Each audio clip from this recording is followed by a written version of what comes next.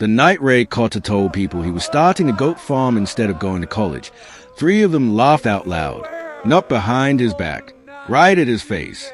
He did not say a word. He just looked at each of them and remembered. That was 7 years ago. This is now. And this, all of it, is his answer.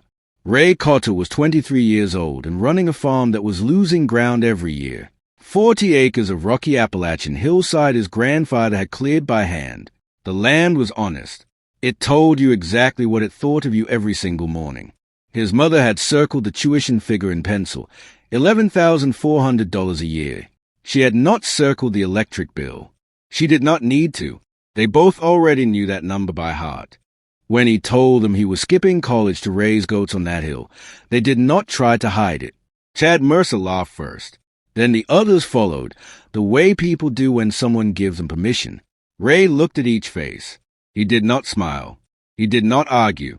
He went home and sat at the kitchen table with a legal pad and started writing numbers. A month earlier, Tom Briggs at the county extension office had shown him a single slide. Bull goat does on marginal ground. 2 kids per year, 4 to 5 pounds at weaning, $1.85 per pound at market. Ray did the math in his head and felt something shift that he could not explain out loud. He sold one of the family's 2 cattle for $1,400. He came home with 9 bull cross duds and a young buck he named Duke. Carol watched from the porch. She did not wave.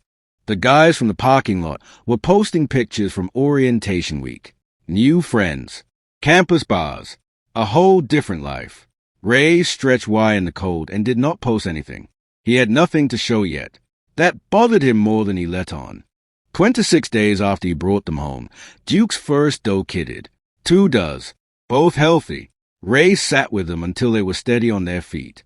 He did not tell anyone, but he remembered Chad Mercer's face and smiled for the first time in weeks. By the end of year 1, Ray had a 3-paddock rotational system on 20 acres of hillside. Rotate every 18 days. Let the grass recover.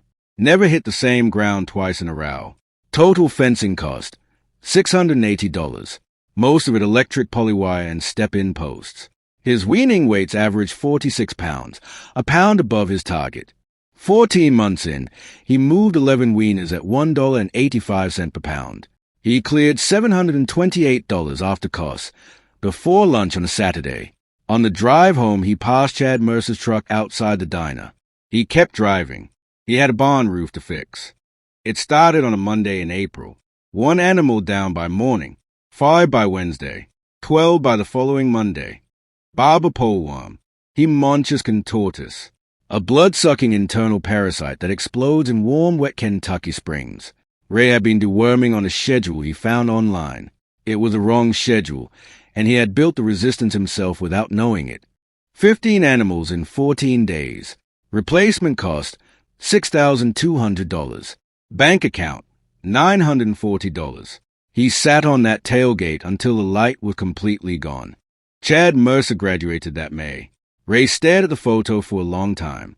Then he put the phone down, and he thought about what quitting would actually look like, and he decided he could not stand the picture of it. He drove to Tom Briggs and said 3 words, "Tell me what I did wrong." Tom did not make him feel foolish. He opened a folder and said, "You've been treating the whole herd. You should have been reading the individual animal. For marcher scoring, check the eyelid, match the color, only deworm the animals that need it. Rotate drug classes every treatment to prevent resistance from building. Cost of the program, the price of 1 laminated card." Tom gave him the card for free. He applied for a $15,000 USDA microloan. He submitted a 2-year production plan he built from scratch. Approved in 22 days. Carol read every page before he sent it. She did not circle anything in pencil.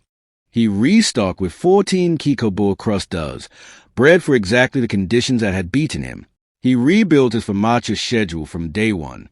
He did not lose a single animal to worms in the following 12 months. Not one. In year 6, Cotter Farm grows $74,000. After all costs, Ray cleared $29,400. He employed 2 men from his county, Pete and Marcus, at $14 an hour. He paid off his USDA loan 11 months early. and he set up the first emergency fund his family had ever had. Tom Briggs asked Ray to present at the county extension field day in year 5. Ray showed up with 12 laminated Famacha cards, one for every farmer in the room. He stood at the front of that room the same way Tom had once stood in front of him. He did not mention Chad Mercer. He did not need to. He never forgot their faces. He had promised himself he would not. But somewhere around year 4, when the bills were paid and the herd was healthy and 2 men from his county were earning wages on his land, he noticed something. He had stopped needing them to know. That was a moment he understood what winning actually felt like. You do not need the people who doubted you to witness what you built. You just need to still be building when they've long since stopped watching. If this story found you at the right moment, share it with who needs it right now. Someone building something quietly. Someone the world has not caught up with yet. Like this video. Subscribe to Farm Surge so you never miss any video.